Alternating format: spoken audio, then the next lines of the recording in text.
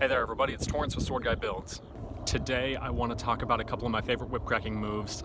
One is the breakaway and the other is the arrowhead.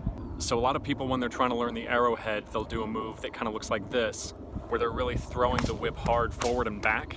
And I feel like that's sort of an inefficient way to do it because the forward and back motion is really only half of what you need in order to get each crack.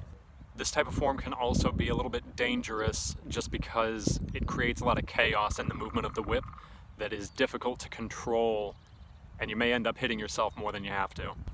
What I found was that if I accentuate the upward and downward motion, that really helps to nail each crack individually.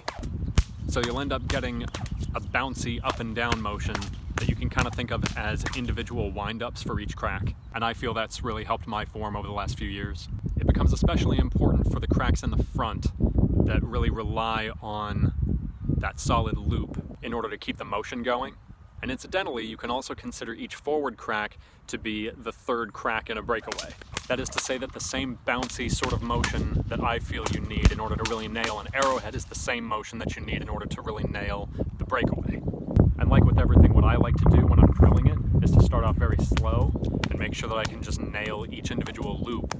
And then it just becomes a matter of pinpointing where you need to exert a little bit of pressure in order to get the cracks.